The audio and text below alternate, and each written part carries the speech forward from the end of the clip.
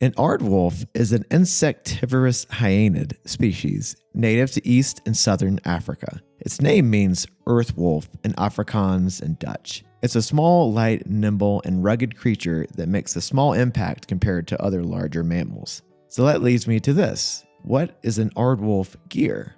I'm one of your hosts, Yeti Legs, and you're listening to the Yeti Walks into Basecamp Talking Through Hiking podcast, a show for hikers, backpackers, thru hikers, tree huggers, and anyone else who just loves to walk outside. We're a hiking podcast with a goal to make the outdoors more accessible for all of you by telling stories, sharing information, and having folks on our show that offer advice, gear, and peace of mind. We also like to talk about environmental topics and what's happening on our planet. Knowledge is power, and as lovers of the great outdoors, we want all of us to feel a bit more empowered. In today's episode, we speak not with an aardwolf, but rather a cat. Nate Katz, that is.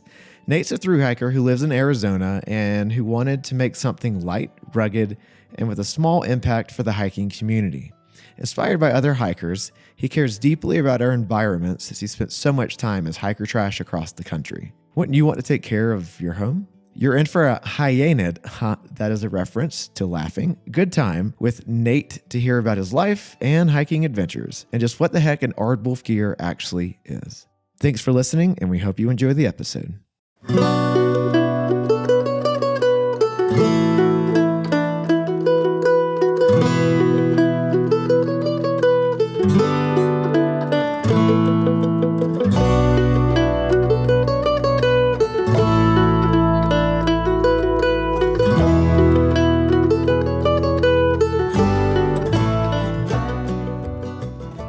Well, hello, everyone. Hi. Hi. Welcome to our podcast. Welcome to our podcast, Yeti. Walks into Basecamp. Talking. Through. Hiking. Hey, we finally got it down. I know. We're your hosts. I'm Yeti Legs. And I'm Basecamp. We're a married couple, and we love to hike, and we have a husky dog. That's really all you need to know about us. And we like to help be informative for people who love the great outdoors like we do. Yes, I've really worked on this little saying. Okay. Here we go. The purpose of our podcast is to make the outdoors more accessible through interviews with other hikers, through companies to sell hiking equipment or gear that makes hiking a little bit easier and even lightweight so that it's more accessible for you to get outside, but also to educate folks on what's happening in the outdoors as it relates to conservation, because we here at Yeti Walks into Basecamp believe that conservation is super important, and without it, without nature, there is no good hiking. And to tell stories. You forgot that part. The stories are very, very important. But anyways, welcome to our show, folks. We're glad that you're here. We have an interview today, you guys. I'm really excited to get into this one. We're talking to an animal. It's the name of this animal is Aardwolf, and I'm going to need some explanation for what the hell an Aardwolf is here in just a second. But we're talking to Nate. Here's how I would introduce Nate. We're talking to Nate Katz here. So we discovered this company when we were hiking the Arizona Trail a year and a half ago. And Wesley actually discovered them while we were hiking the trail on social media, of all places. And lo and behold, this company was located in Arizona, in Tucson. Flagstaff. At the time we were in Tucson, but then we shortly came back to Flagstaff not too much later. I see the old switcheroo. So we stumbled upon this company, and they have like ditty bags. They've got food bags. They've got really cool like hats. They've got really cool what am I trying to say? Sorry, apparel. There it is, apparel. And so Wesley had reached out to him, and we were going to try to meet up with this guy who was in Tucson after we were done. And y'all, that's when we got the norovirus, and sadly we never got to connect with this person. That was horrible. And so we're really excited to have this person on our podcast, Nate Katz. Nate Katz. That's an intro. I'm going to ask you your trail name. Is it Good Cat or is it Bad Cat? I get these two confused. It's Good Cat. You're Good Cat. Okay. Yeah, I try to be anyway. Your alter ego is the Bad Cat. Yeah, exactly. Gotcha. Nate, thanks so much for taking the time to be on our show. We really appreciate it. How are you doing? I'm doing good. Thanks for having me on. Yeah, of course. We're sorry that your other half, Alex, couldn't be here. What's her trail name? She goes by Nat Geo sometimes Uh-huh. because she's an ornithologist and she studies birds. So she has a lot of knowledge about that kind of stuff. Right on. We know a lot of people that study birds. Yeah. The through hiking thru-hiking community loves them. It's like birders, but not geriatric age. Yeah. Yeah. Birders, but not geriatric. Oh my God. It's something fun to do while you're hiking all day long, you know? Definitely. So I think it can definitely go hand in hand with through hiking. The goal is to be able to ID birds just by bird song or other calls. Whoa. I can't do that. I could barely do it just by seeing them right now. That's intense. Tohi can do that. Tohi can do that. One of our friends, Tohi. I bet Alex can too. Can you do that? Or can Alex do that? Yeah, definitely. She knows a few hundred like different bird calls that she had to learn for different jobs and stuff. So holy cow. Hold on, a few hundred? I believe so. I mean, you know, if you go do a study and you're surveying an area, you want to be able to identify like all those birds. So she would sit and listen to recordings of those birds over and over again. And I think she has a couple hundred down by now, maybe. Golly. That's impressive. I guess that's what it takes, right? I guess so. I know we're talking about you without you actually being here, Alex. Sorry, but you're going to listen to this episode, I'm sure. Yes, you are missed. So Nate and Alex started this company. Is it more your company, Nate, or is it y'all's company? So I came up with sort of the concept and the name and everything, and then Alex has been my partner in the business, helping, you know, do all the computer work, build the website. She helps with invoicing and then, you know, helps produce the product as well. It's sort of my love child, I guess. Right on. Pin that though. We're going to talk about Aardwolf Gear, but not just yet. We're just going to make it known that is your company. You make really super lightweight gear for backpackers, hikers, and it's durable. And I just want to interrupt real quick just to give everybody a preface that we've used the food bag. I'm obsessed with this food bag. It is to me better than the Z-Packs food bags. It's very durable. It's very lightweight and they're really, you can fit a lot of food in there. And so I highly recommend it for any through hiker or backpacker. So I'm just shameless plug. Shameless at the beginning before we get into this. Yeah, it's great. And we put our toothbrushes in our little bags that we have. And there's a little one you can use. It's a one to cover your spoon, which is great because a lot of times in my bag, sometimes I get crumbs in the bottom. So the spoon gets dirty. And as a through hiker, you know, you're dirty. But it's kind of nice to have a cover up to protect it. So it is. And an electronics baggie too. Oh, that's right. I mean, so many things. I use one for my passport now so that it doesn't, you know. So these little baggies are waterproof. They're lightweight. They're durable. And we will get into that. But before we start talking about Aardwolf Gear, we want to talk about the person because people connect more with people than they do with cottage companies, equipment, gear, that kind of stuff. So I guess with that being said, Nate, good/bad Katz. Tell us a little bit about you and like what got you into backpacking and / through hiking, and we could go from there. Yeah, totally. I mean, I guess the story starts probably like a lot of people's with just, you know, going out on family trips or my dad taking us down to camp by the creek in Sedona and stuff. I've been living in Arizona for the most part for basically my whole life. So we used to do a lot of trips down to Sedona and camp and stuff and hike around.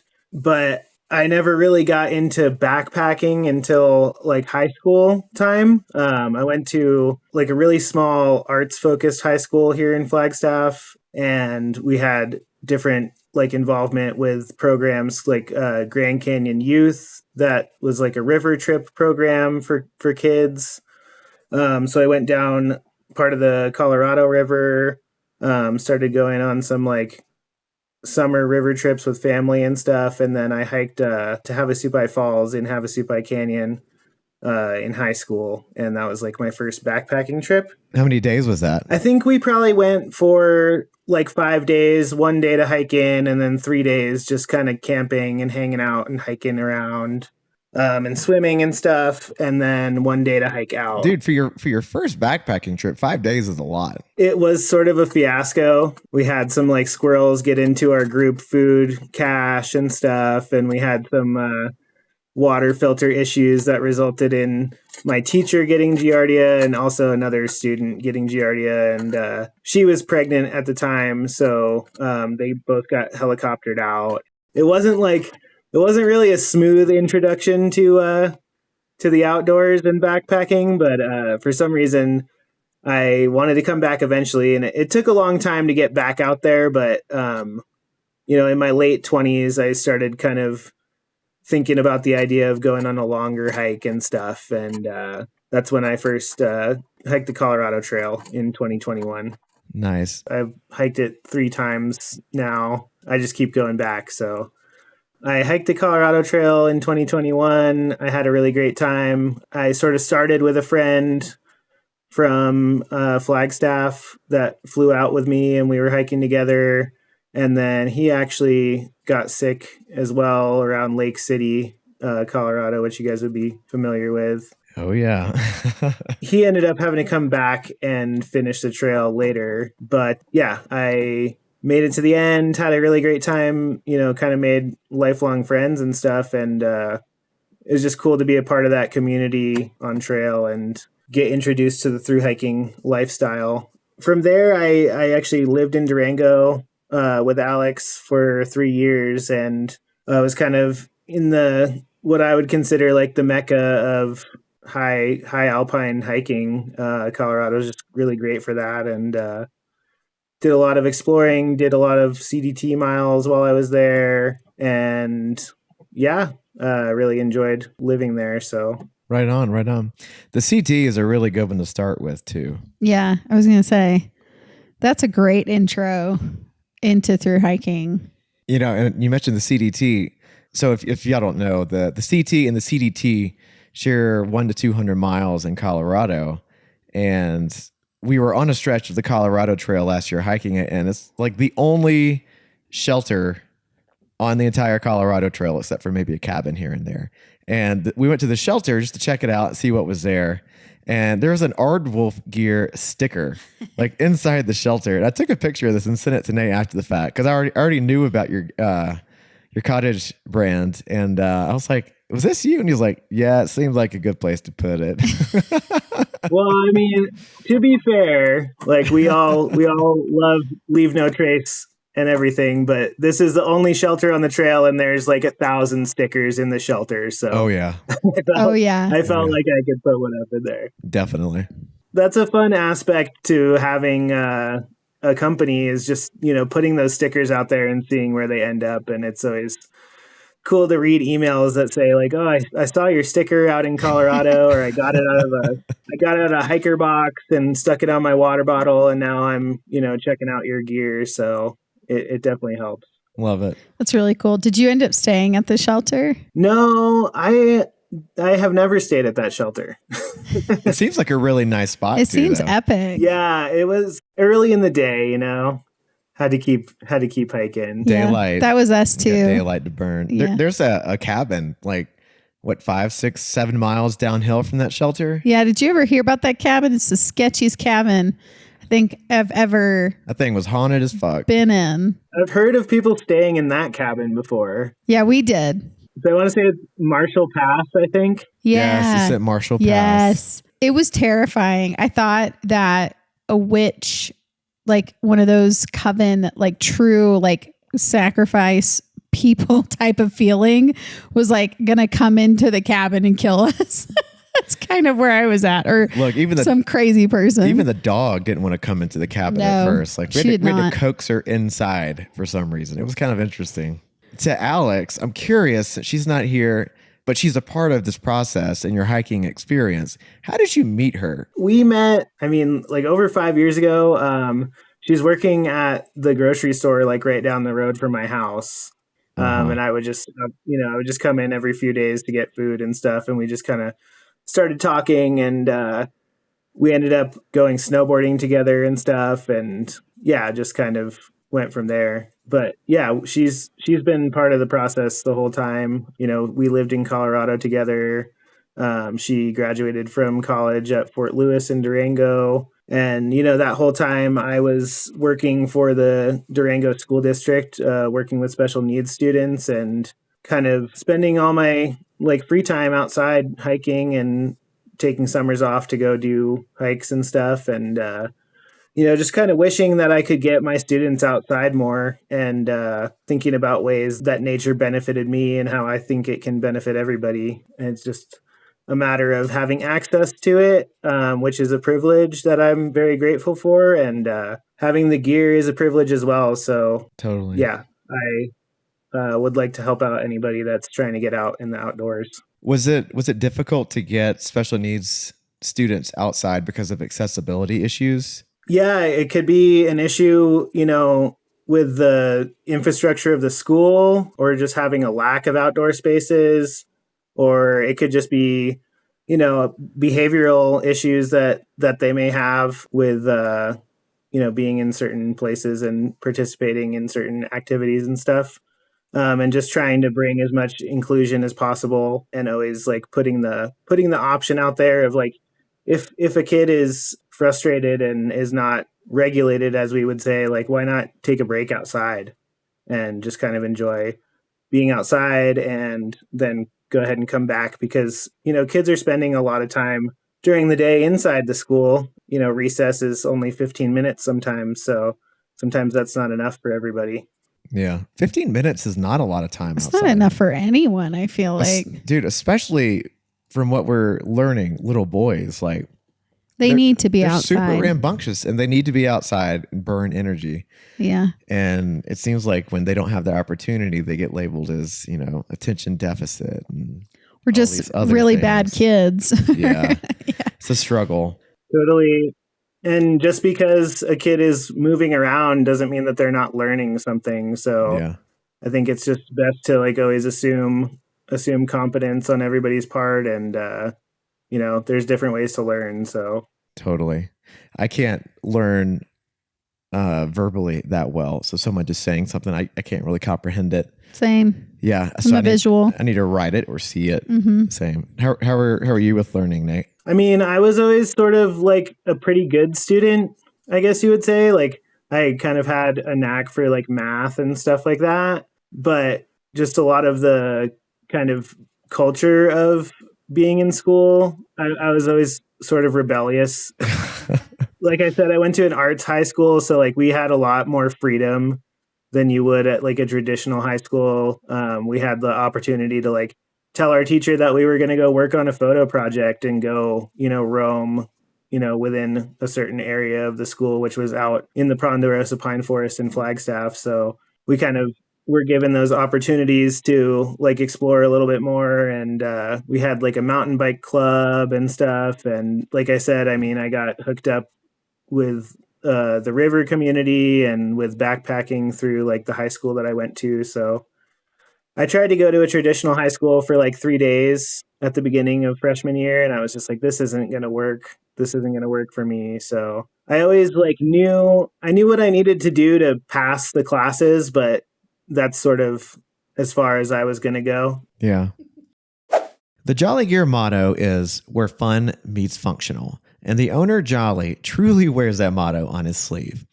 Blending the comfort of a button-down with the sun protection of a sun shirt, Jolly Gear creates tops and dresses from an 84% polyester, 16% spandex blend that dries quickly and offers antimicrobial properties. With color patterns like disco leopard, kaleidoscope, pool party, and trail madness, you can expect only the most epic of double takes when walking by hikers on a trail with your Jolly Gear on. When we hiked the PCT in 2022, we made it to Bernie Falls only to have our sun shirts literally dissolving on our bodies. We reached out to Jolly Gear and he, free of charge, expedited 2 matching Casa orange sun shirts to us in Redding, California. We finished the trail in those shirts and still have them to this day. Marie especially loved the ponytail hole in the back of the hood that allowed for sun protection without discomfort when she wanted to stick a bun or a ponytail through it. You can snag 15% off of your order at jollygear.com by using the code YETI at checkout. That's YETI at checkout to get 15% off of your entire purchase at jollygear.com.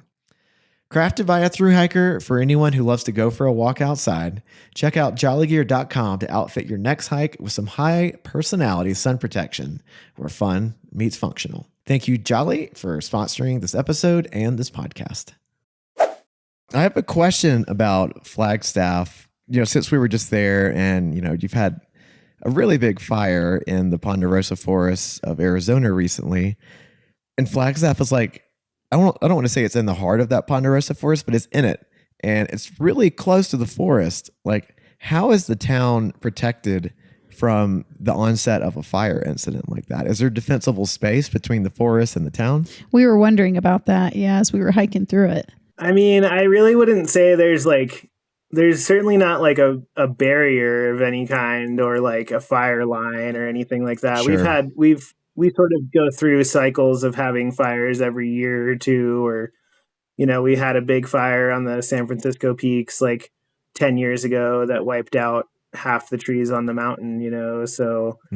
And there's just a lot of people that like the property that I live on is like in the forest, like a mile from the Arizona Trail near Fisher Point. Yeah, it's just kind of about, being as fire safe as you can. And I think that there has been a fire ban around Flagstaff. Like if you check, on Far Out, it'll say you can't camp anywhere within the city limits, because they don't want anybody having fires. So it's all over Far Out.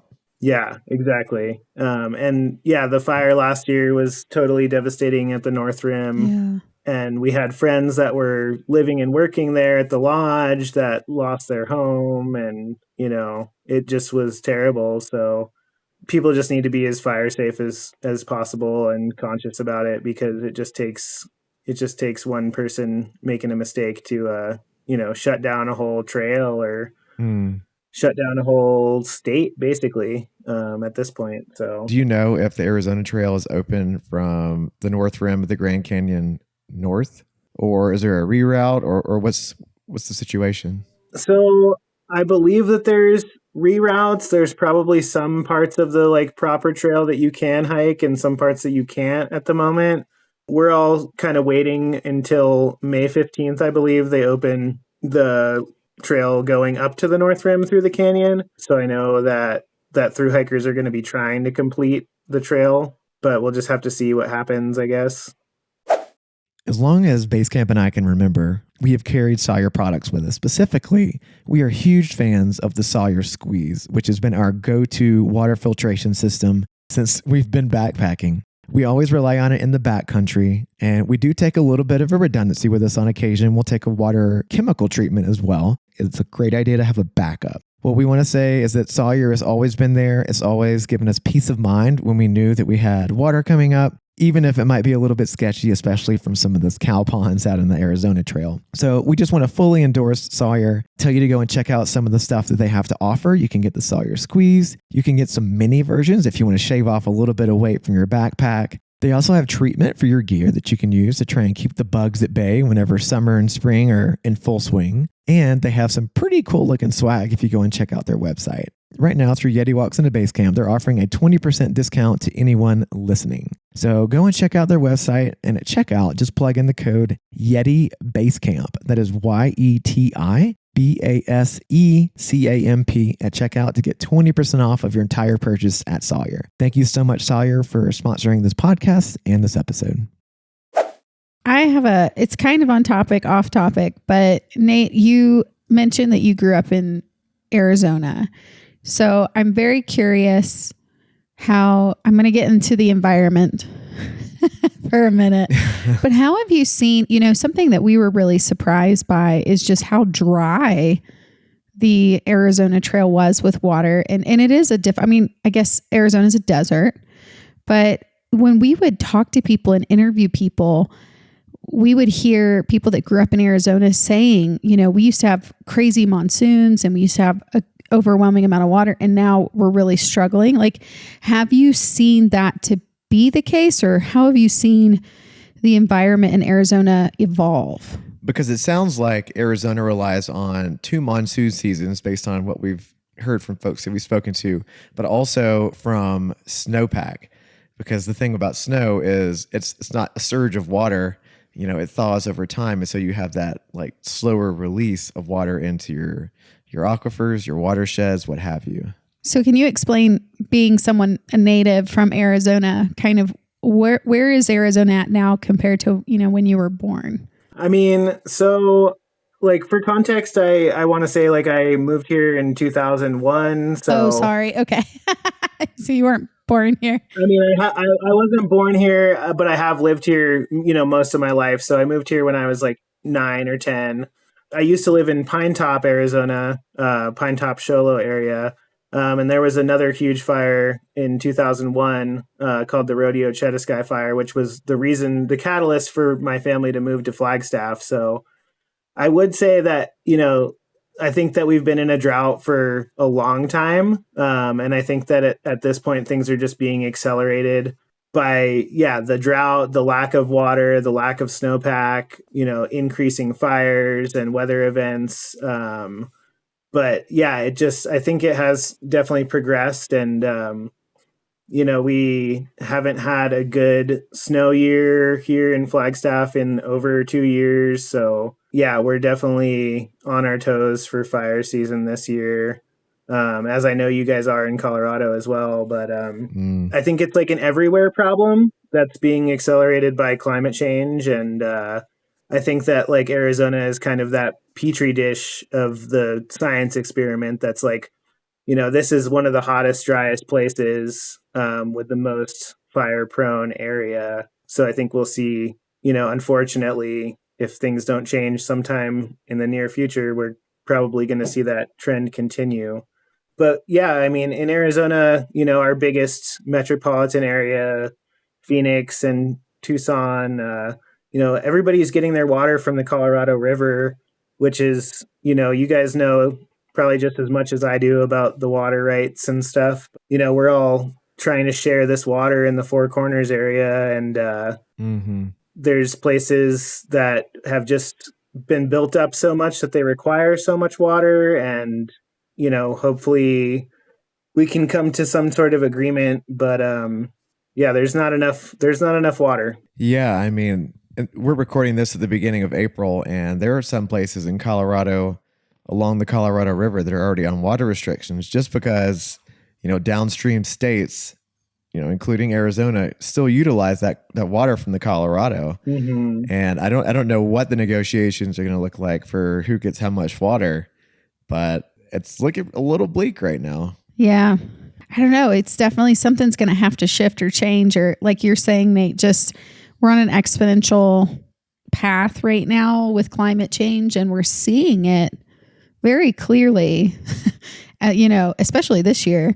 I mean, Colorado not getting a really good snowpack, and the Colorado River depends on that. And so for this being probably one of our lowest recorded in history, it is the lowest. Yeah, precipitation. Yeah, but we're not yet on a water restriction, but we feel like it's coming soon because it sounds like most people are now being put on water restrictions to try to alleviate what's happening. They're already seeing it, But no, thanks for sharing that. I was just curious because we just saw it on such a grand scale in Arizona when we hiked the Arizona Trail, and I was really surprised how little the snowpack was the year we did it. And then I think the Grand Canyon fire happened literally the summer after we hiked the trail. Yeah. Whenever we hiked it the first time in 24, we were hiking south when the Horton fire happened, which was a pretty big fire. I think around Tonto. Yeah, I think so. But anyways, it just continues to happen. The West is just really struggling with all this. That's the same fire that pushed me off trail in 2024 as well. Really? When I was going southbound. I sort of like walked right into a control burn at Mormon Lake. And the sign just said, control burn, go ahead and go down to the road. So I went down to the road, and all the hikers were going to hitch or walk, 40 miles of highway Boy. to get around Oh my the control goodness. burn and then the proper fire that was below the rim. But, from my experience this year on the Arizona Trail, I started March 1st. Yeah, I mean, there was no snow at all on Miller Peak, which you would expect there to be some snow. Yeah. That was the only snow that I saw, was like a patch of snow on Miller Peak, and every other mountain summit after that, I didn't see any snow at all. Nothing on Lemon? Nothing on Lemon, nothing on Micah. Wow. Yeah, and this was just a couple weeks ago, so, I've had friends that have hiked the trail and said they got snowed on constantly. I've had friends that have hiked the trail and, we're walking through mud for hours on end, and like I didn't get my feet wet once. So yeah, it was scary, but like the water situation hiking wise felt manageable.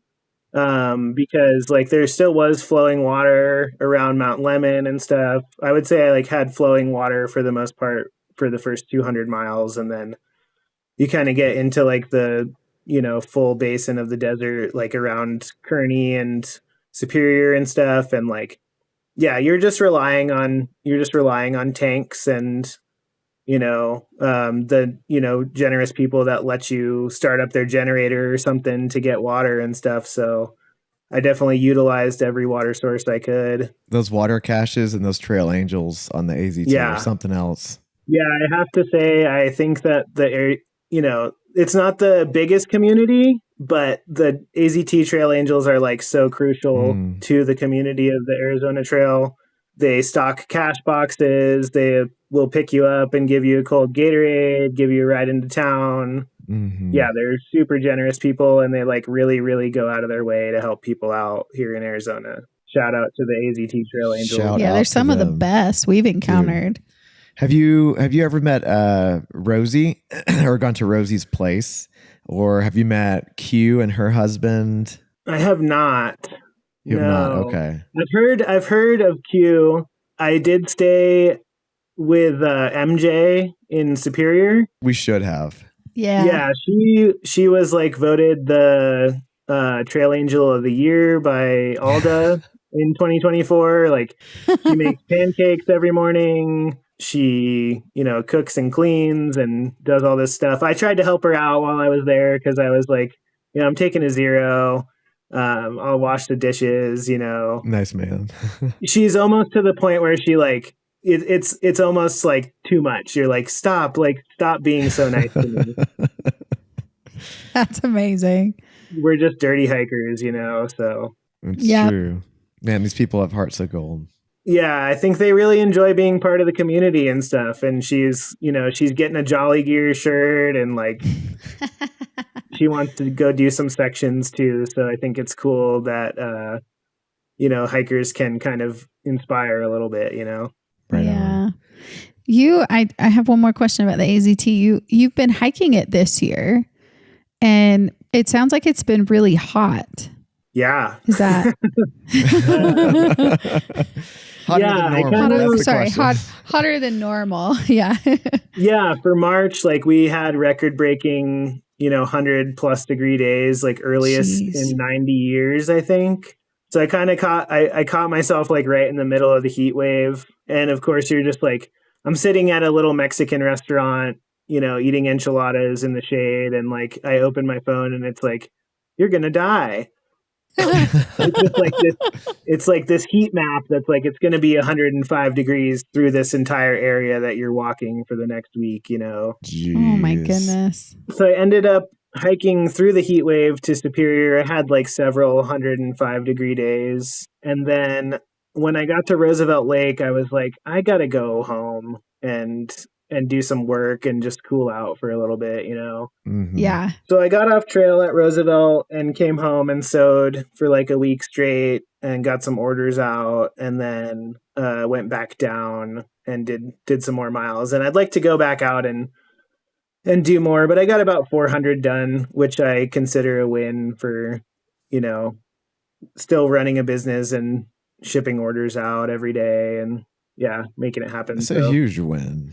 And also the AZT's no walk in the park either. It's tough. It's a hard trail. Yeah, it's like deceptively hard.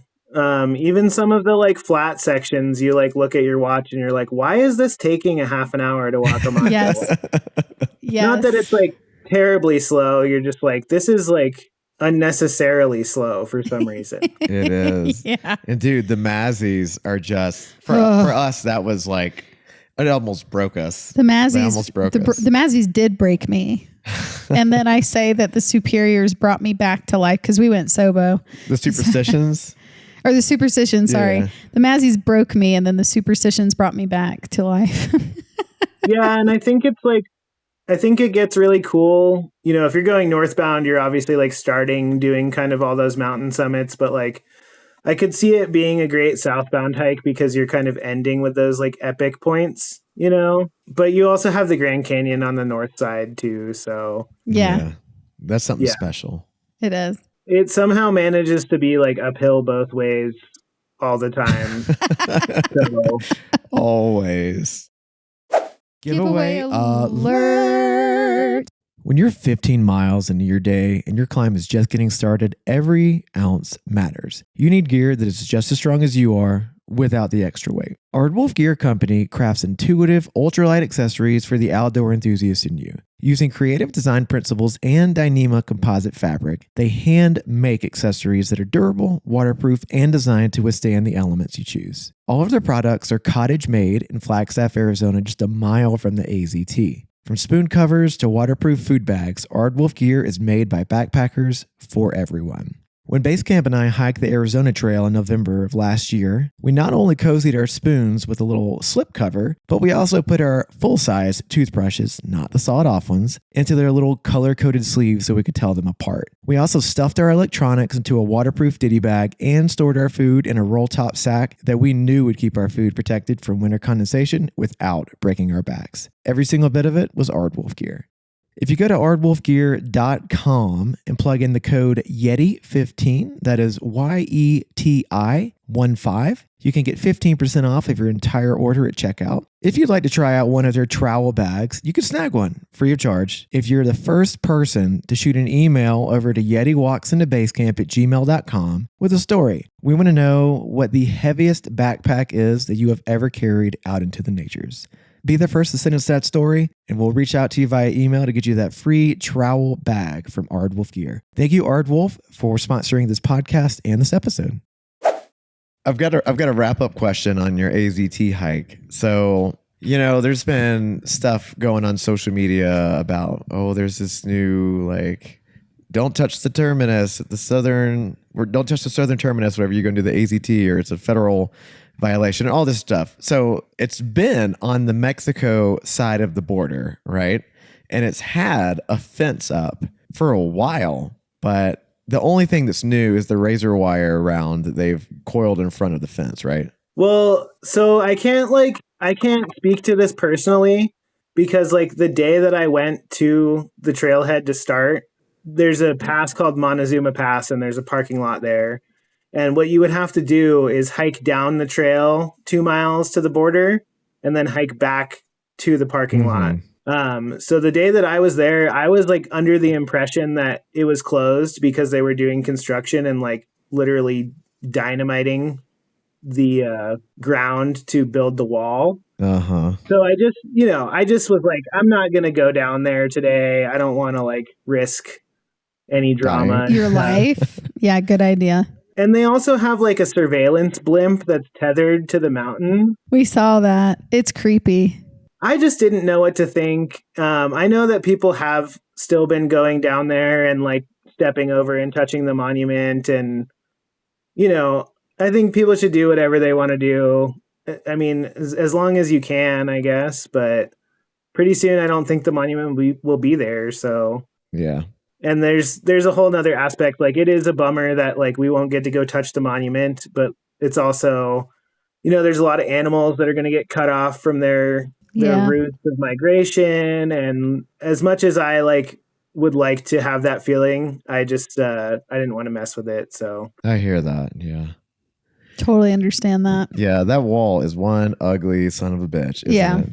It pisses me off. Yeah. Well, let's talk about happier things. So you've done all these epic hikes in your lifetime. You know, you've worked with special needs kiddos. You found an Alex who's bewitched your heart. So all these cool things. How did this culminate in you choosing to sit behind a sewing machine and make these super lightweight products for people in such of a niche market? How did that come to be? And tell me what the hell an Aardwolf is, because I want to know. Yeah, I mean, I want to start. Here's where I want to start because it relates to the trail itself and to like hiking. But I'll get to the Aardwolf story.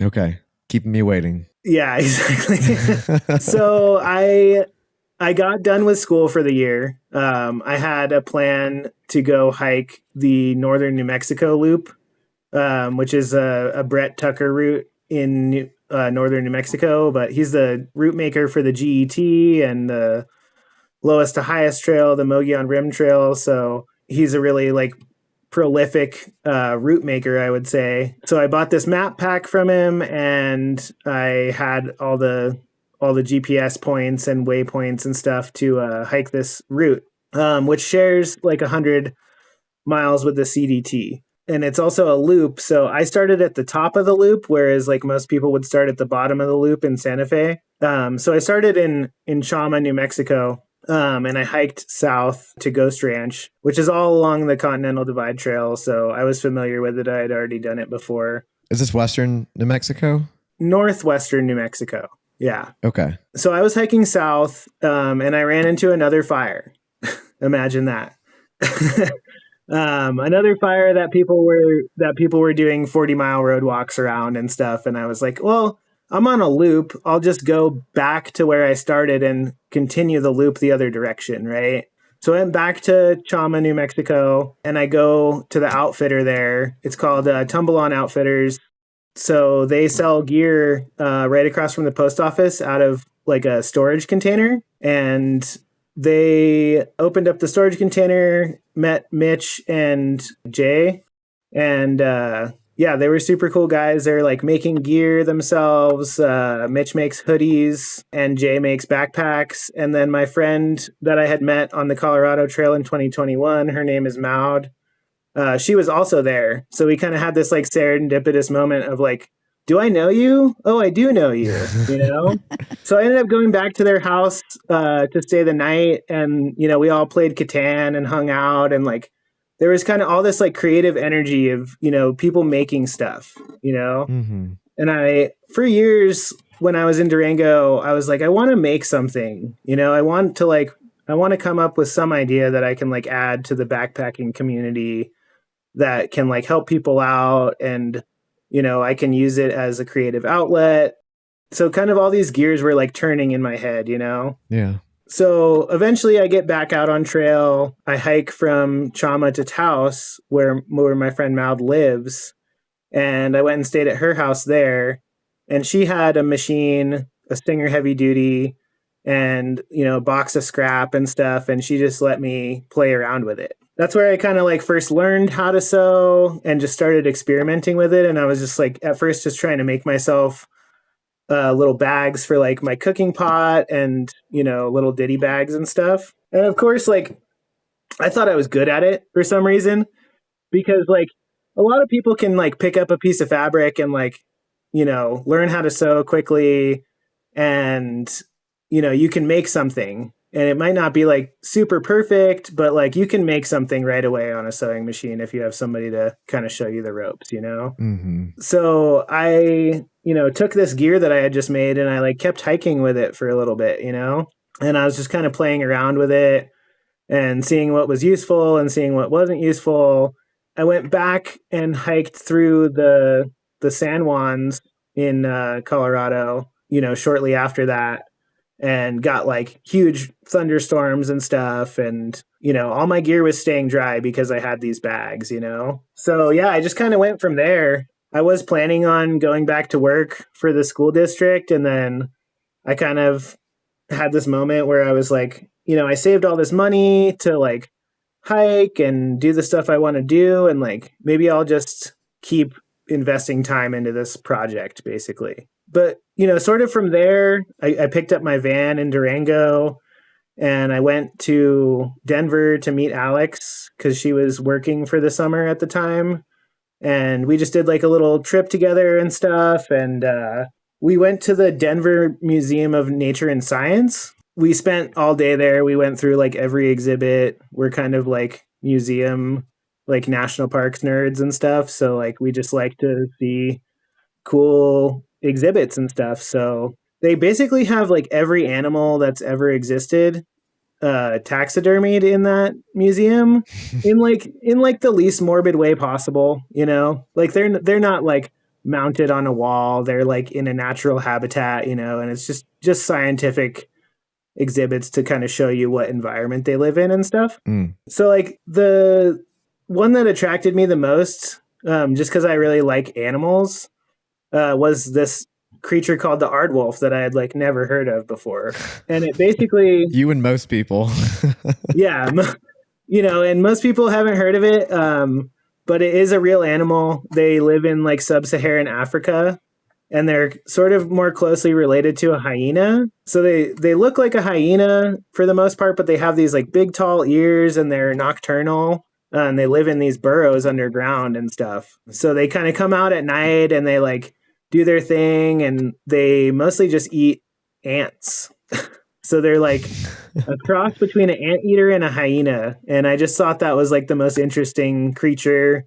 And it had kind of this like ring to it. This is kind of at the same time that I'm like getting into sewing. And at this point I have my own sewing machine, and I'm like living in my van, traveling around in Colorado basically, and just like finding hikers, doing trail magic. And then somebody would ask if I could fix something on their backpack for them, or if I could fix their running shorts for them. And I would just pull out my sewing machine wherever I was and just sew it up for them. That's so cool. Yeah. And at the same time, I'm like buying these yards of dyneema. Like a single yard is what I started with, like from Ripstop by the Roll, which has been my material provider since I started.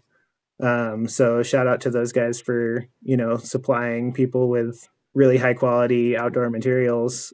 But I started with like 1 yard of fabric, and it was like 1 half yard of blue and 1/2 yard of purple. It costed me like $50 at the time, So I just have this like little bit of fabric, and I'm making all these bags that I am kind of like experimenting with. And like at this point, I'm basically just dumping out my backpack and like wrapping things in dyneema without any rhyme or reason, I'm like, I don't know if you need like a comb bag. I don't know if you need a harmonica bag, but like, I'm going to find out, At what point did you sit there and think, I want to put a koozie on my spoon? So that's like the funniest story actually, is I literally was just sitting there, and I had made, I had like this little bit of fabric, and I had like run through all of it that I could. And I started making stuff out of like the smallest little pieces of fabric, So I had made this like little tiny 2-inch by 2-inch bag basically.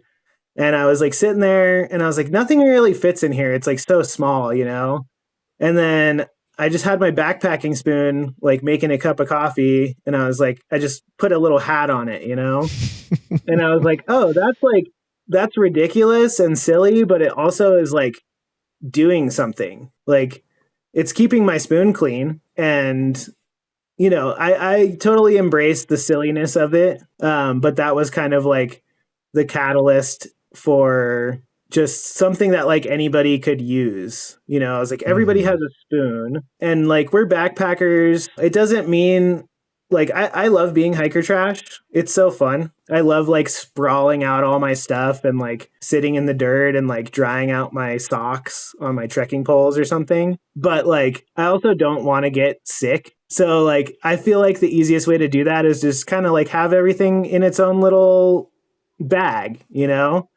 And then you can sit out there and like throw your spoon on the ground. You can open up your food bag, and nothing's getting dirty. So yeah, that's basically the way that I use the gear. I like to cowboy camp a lot. So like I just have my dyneema ground sheet, and then I have all my little dyneema baggies, and like everything has its own little home. Everything's a different color, so I know what everything is. And yeah, that's basically how I like to use the product when I'm hiking. So I'm just happy that other people have been receptive to it. And it's been almost 2 years now, maybe closer to like a year and a half. But I'm like, it's crazy to me that I'm like still making these little tiny bags like every week. Are there any others? I guess they would be smaller brands like cottage companies doing exclusively these dyneema products as well? Because it seems like a bunch of other folks are doing dyneema, but it's like bits and pieces. It's attached to other things. Yeah. Yeah. I mean, there's definitely, I would say there's probably like me and maybe a few other really small companies, like one person operations, you know, like yeah, we're all really small, that are like exclusively dyneema products. Okay. Yeah. That has like always kind of been my thing, and that's like what I specialize in, and I'm okay with that. I'm not the greatest like sewist in the world. I don't make jackets, like I can't make a tent, but not yet. But I make all these little tiny bags, and you know, that was my idea when I first started. Was I wanted to make something different. I wanted to make something that other people weren't making. So I did like comb through the internet basically and like look at people's websites. You know, I was telling myself like, if they make it, I'm not making it. You know, it's already been done. So like, I just came up with these little ideas. Like nobody had made a spoon cover before. Nobody had made like a dedicated trowel bag. Nobody had made like a dedicated toothbrush bag, you know. It's cool. It's cool stuff. You know, so that was like the catalyst to like start making these things. And then I sort of realized like over time that like it's okay to make something that somebody else makes. It is. Yeah. It's totally okay. And like you can put your own little like spin on it. You can add a little detail here and there, and it makes it different enough that like I think the like difference between the larger bags, like the food bags, and the like roll top ditty bags that I make is like I put a lot of thought into like how it's going to be used. So like I line the hems with webbing so that they roll better than they would without it. So I think it's just that like all the small things aren't an afterthought to me, whereas with a bigger brand that makes tents or backpacks, those accessories are an accessory. It's an afterthought to the main product. So I've just spent all my time working on these little tiny designs that I hope make your life a little bit better on trail, you know? Giveaway alert. It's cold outside. And you know what I love? Being warm? I love being warm. Yes, you do. You know what else I love, and I know you love too? Not having a back-breaking load of weight on your back. And you know how you get that? You know what helps that? Leave Outdoors. Because they have a very lightweight, I call them mid layers, that if it's super cold outside, I will mid layer it with my puffy. And Cameron, who actually runs the company and his family, does these epic alpha hoodies. He has a 60, a 90, and a 120. And so all of them are for different types of terrain, weather, and temperatures. And he also does beanies. He does a hiking sun shirt now. And he's got a super ultra hyper lightweight jacket, which you should go and check out. Amazing. Yeah, definitely. And we have a discount code for them. And so if you go to Leave Outdoors website, you get a discount code of 10% if you plug in Yeti Walks into Basecamp, all one word, at checkout. Cameron does have a lot of promotions internally as well. So the promos don't stack. So definitely use the one that's going to get you the most discount. But you always have this one to fall back on. And if you are able to, if there's any comment section or anywhere inside of your shipping order, if you can just let him know that Yeti Legs and Basecamp sent you, we would be greatly appreciative. To that, we are giving away a little care package from Cameron. Thank you, Cameron, for sponsoring this podcast and our episode. We want to hear what your most interesting animal or wildlife encounter is when on a trail. So shoot us an email with that. If you're the first person to email us that story, you'll be a care package winner, and we will coordinate with you via email, get you the right sizes and everything for that care package. What have you found to be the product that seems to be doing the most successful, like of all the ones you've been creating? Also, I want to address this. I wonder if in the future there will ever be another word we could use instead of product, because it is product, but you're like, this is you. It's your lifeblood. This is your lifeblood. It's your passion. And when you call stuff product, to me, it separates it commercializes it. And you're a business, but this is your dyneema babies right here. I do use the term product, but like I try to not refer to the customer or the consumer I like to call them the user. The user, okay. Because they're using the product. So like, and I also don't want people to consume the product. I want you to buy it and like use it for as long as it will last. And as far as I know, I mean, I test my gear myself. I hike hundreds of miles every year with my gear. And I give it out to friends and have other people test it and stuff too. And like these bags will make it through a through hike, they'll make it through multiple through hikes. So like, I don't want you to consume the product. I just want you to use it. And then if you like it and you want a new one, then you get a new one a couple years later, But yeah, for the most part, like it is my art, and it's like I grew up being a visual artist, and this is like just kind of an extension of that. So like, that's why I like to involve the colors and like the dual paneling on the products and stuff to like add that element of like color and make it a little artsy. And like, a lot of bags are just squares. Like all my ditty bags are squares and stuff. But, our shovel bags, like we taper them and try to make them look like a sword or something, so there's definitely like an aesthetic to it. But yeah, I mean, the spoon cover is probably going to be our biggest seller. Like, to be totally honest, like I've sold thousands of them in like a year and a half, which is astonishing. But like, I just get tired of making them sometimes, to be totally honest. But like, I'll bet. I am super grateful that people like them. But yeah, I would say like the trowel bag, the shovel sheath is what we call it on our website. Like that's kind of my favorite product, and like always has been, because I thought that it was like, I just looked at the trowel and I always had this like thought that there was like a waste of space happening, Yeah. I was like, there's this trowel, but there's like the back of the trowel that doesn't have anything in it and you can't put anything there. Yeah. So like that was the idea, was to like use that space for like tent stakes or toilet paper or your bidet or whatever. And then it turns out that it's also like a really sharp object. So if you can cover it in fabric, then it won't bust through the mesh of your backpack and it won't like tear up other stuff around it. Mm-hmm. I think that's like what we're known for. Other than like the spoon cover is like the trowel bag. Yeah.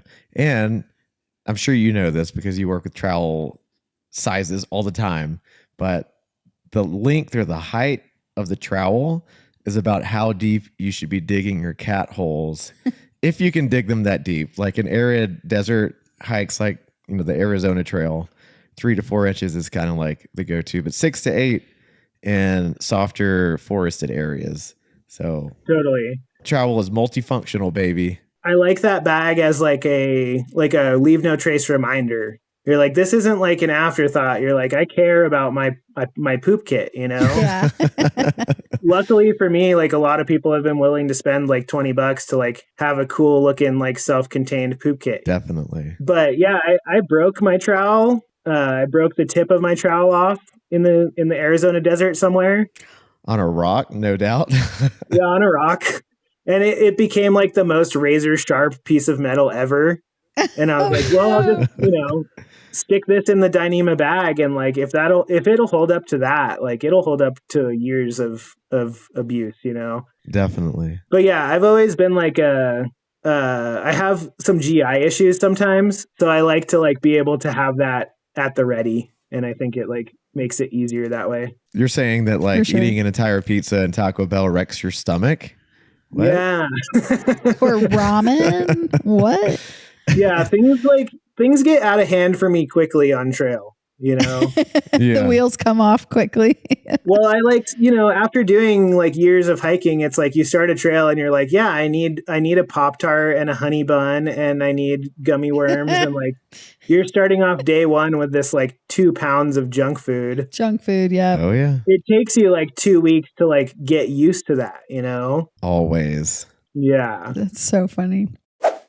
I'm going to read off a few menu items here. Let's see how they sound. Crawfish etouffee, chicken tikka masala, and Mexican street corn grits. That sounds like the specials for a restaurant you would expect to find in the South, right? Believe it or not, these are actually backpacking meals that you can eat out in the middle of nowhere on the dirt with an epic sunset backlighting the mountains. Sarah and Brett Bolin, founders of Bowl and Kettle, wanted to do just that. Feast on amazing meals when camping out in the middle of friggin' nowhere. So they decided to create their own freeze-dried, not dehydrated, backpacking meals with first ingredients like butter, marinated chicken breast, whole milk, and Monterey Jack cheese. Basecamp and I happily carried several Bowl and Kettle meals with us on both the Colorado Trail and the Arizona Trail last year, and we never once regretted carrying a single ounce of those. Sarah and Brett have perfected the 3 meals they currently offer, undoubtedly with more coming in the future, and they want you to try some of the backcountry goodness for yourselves. They've given us a 10% discount code to share with you, our listeners. Head over to bowlandkettle.com, pick out your favorite variety pack, whatever floats your boat,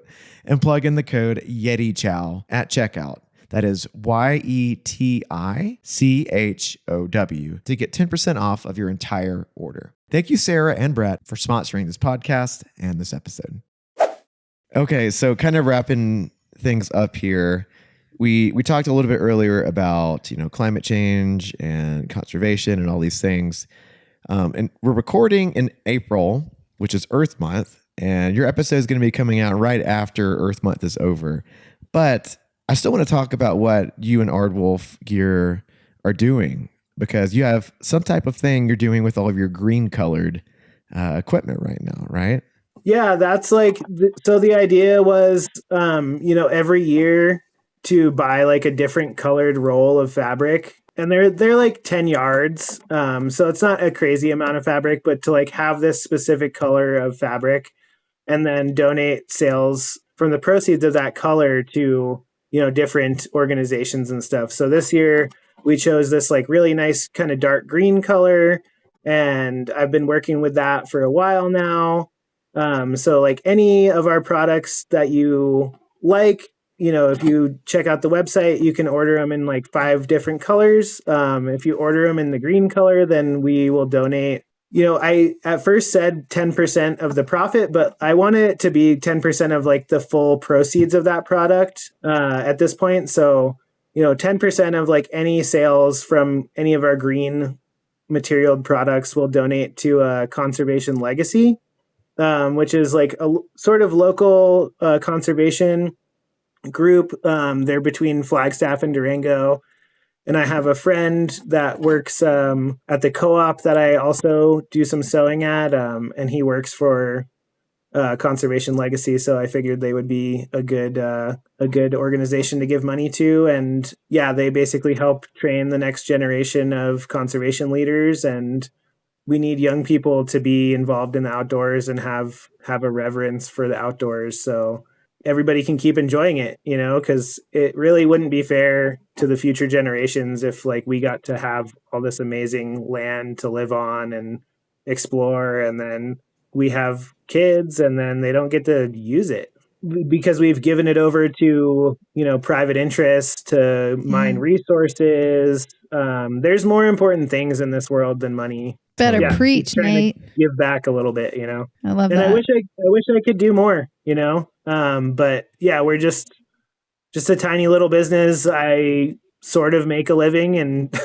pay myself as much as I need to pay myself. And then everything else just goes back into the company. So yeah, hopefully someday we can help more people. Well, hey, there's this guy named Mega Man. I've been on a Mega Man platform lately. He has. He's at the end of May this year, he's starting an 8,000 mile trek from easternmost to westernmost contiguous U.S. And he's doing it all in the name of conservation, trying to raise money for a couple of entities along the way too. I mean, maybe he's open to, snagging some Aardwolf and repping that out there. You never know. Yeah, I'll have to reach out to him and see if he needs any gear. Yeah. Yeah, he seems really like a great human being. He is. I was going to say just a yes and when you were talking about conservation and the next generation, now being pregnant, I was like everything going on with the Forest Service, the dismantling, God forbid, but I just remember the other day I was hiking with our dog and I just started crying because I was like, our kid might not get this.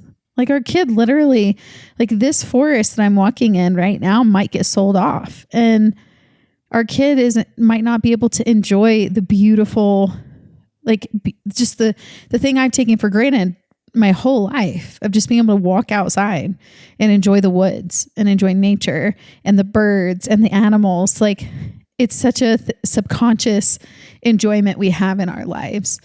And to start to see the government taking pieces away that I have been able to enjoy my entire life for money and greed, it just broke me the other day. And I was just like, I do not want our son to not be able to walk this like I've been able to walk it. And I don't want it to be something, I want it to be something that he gets to take advantage of too. And it's just really coming into reality, Yeah. I think that's like a totally valid feeling. And I think that we can use, we could be angry about this, we should be angry about this, but I think the way to get back to a sense of, belonging in this world and loving nature is just to share that with other people. And we need to, we need to provide as much just open access, information, no gatekeeping and no prejudice, hierarchy against other people getting outside, because, it would be better for everybody to have a reverence for the outdoors and care about it and vote for it because they care about it than, just letting it go at this point. So definitely. It's beautifully said. And how I very unbeautifully mentioned earlier, our podcast, one of the main goals is to increase accessibility for folks listening through stories, through advice for folks who go outside a lot. And I think I would like that to kind of be something to wrap with here.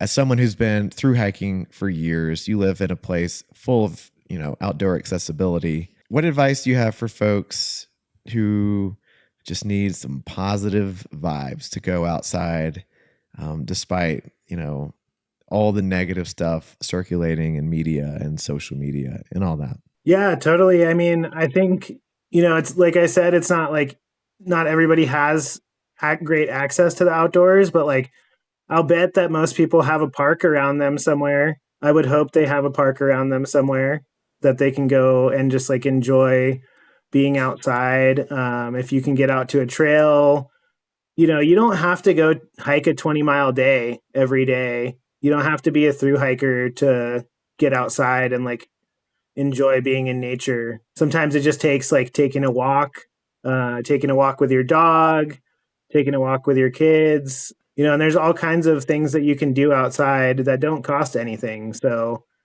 I think that if you think outdoor gear is too expensive and not worth investing in to get outside, then maybe there's some other things in your life that you could cut out to buy a day pack and go out for a day hike. Exactly.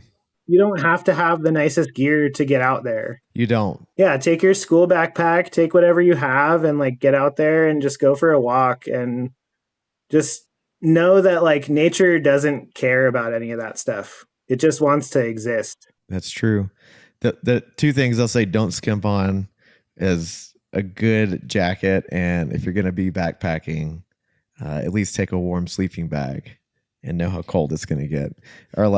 We had an episode recently, and some of our friends were outside and just freezing their behinds off because they didn't have the right sleeping bags. So this was in the Trail Tales episode. Oh, yes. Yeah. I was like, wait, what? Yeah. No, that was really good, Nate. Thank you so much for sharing that. And thank you so much for taking the time to be on the podcast. I really appreciate it. And yeah. Where can people find you? Aardwolf? Where can they find your company? Yeah, so you can go to our website. It's aardwolfgear.com. Pretty simple. You can email me there anytime if you have any questions, like even if they're not about gear, even if you just want to ask, like, what's your recommendation for like resupply strategy on the Colorado Trail or something like that.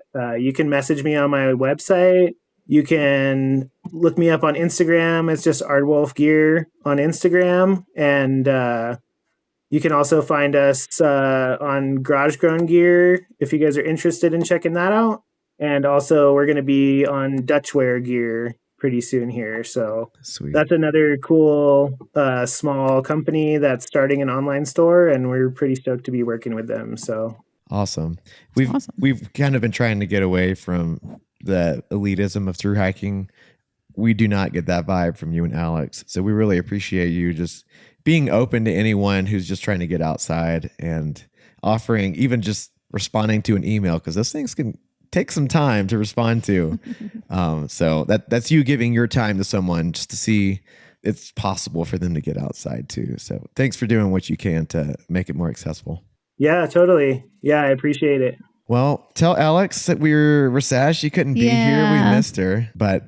Well, thank you so much to Nate for being a part of our podcast today. We're really appreciative that he took the time to talk to us about his life, his story, and how Aardwolf became Aardwolf. Thank you so much to our editor, Charlotte, for editing this episode. And also thanks to the Fire Once Lost for our intro and our outro track. We've been using that for about 2 years now. Anders has been awesome enough to let us rock that on our podcast. We really appreciate it. And we appreciate you, our listeners, because we wouldn't be here without you. We've actually gotten a few emails recently, and people have shared stories with us and said that they get excited whenever they see a new episode's released on a Monday of our podcast, which is like huge praise because there are some really good and big hiking podcasts out there. So thank you for listening. Thanks for the positive feedback. We really appreciate it. If you want to send us something, you can. YetiWalksIntoBasecamp@gmail.com. We would love to hear from you. And if you really enjoyed our Trail Tales episode that we just recently dropped, we'd love to hear more about if you liked it or not, because we want to incorporate that into our podcast. So that means send us some stories, you guys. We want to hear some wild stories. It can be anything. It can be a ghost story. It can be a crime story. It can be a scary story. It can be a fun story. It can be a poop story. It can be a sleep story. It can be a cold as fuck story. It's a wide gamut. So yeah, we'd love to hear from you. We would. And no matter what trail you're out there hiking, if you're on the Colorado Trail, the CDT, leaving your Cottage Brands sticker on the only shelter on the whole thing, doesn't matter, because at the end of the day, we're all just out there walking. Squirrels in the Yard is a beautiful and authentic folk singer-songwriter ballad from Danish artist The Fire Once Lost.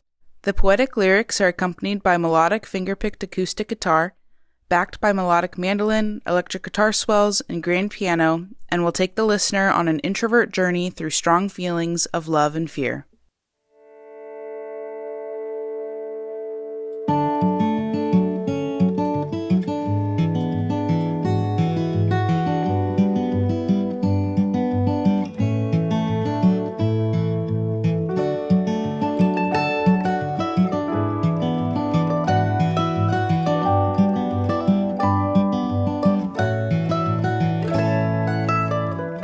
Awakened by a starting gun, ignited by the sun, to all the questions that were written in the dark. This bag of trouble that I have is crumpled by a laugh as my mind is chasing squirrels in the yard. Your winter fire will melt the ice of a lonesome rose, and I don't care to know why it froze. I guess I need you all the time now. Stone by stone, it feels like home.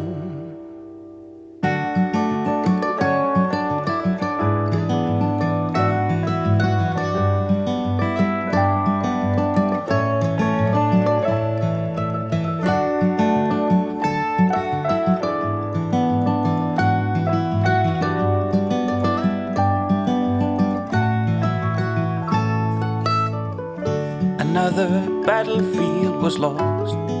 We're counting up the cost in the golden light, ready to march on. Just let the music play and let us drift away into colors of the setting evening sun. The summer night sky in your eye, keep the beast away and hold me in the fight another day. I guess I need you all the time now, stone by stone it feels like home.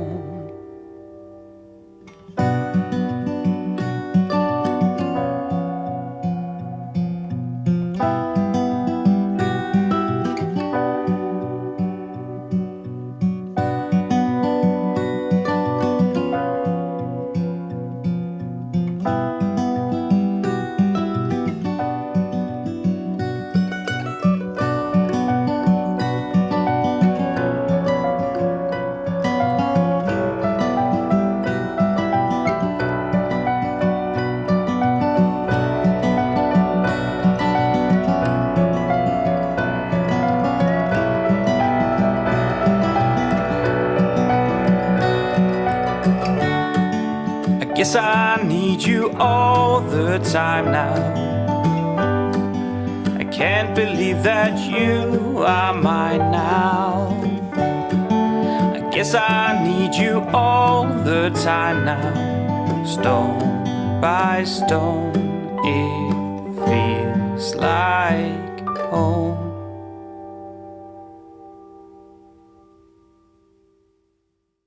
Hey everyone, Yeti Legs here. We just wanted to let you know that here at Yeti Walks into Basecamp, we do not use AI for any of our editing, recording, social media, or image generation. Everything is done by hand by our team, and that's how we want it to stay. The use of AI has detrimental effects on our environment, and we want no part of it. So we hope you enjoyed this episode that was hand edited by our team with talent and integrity.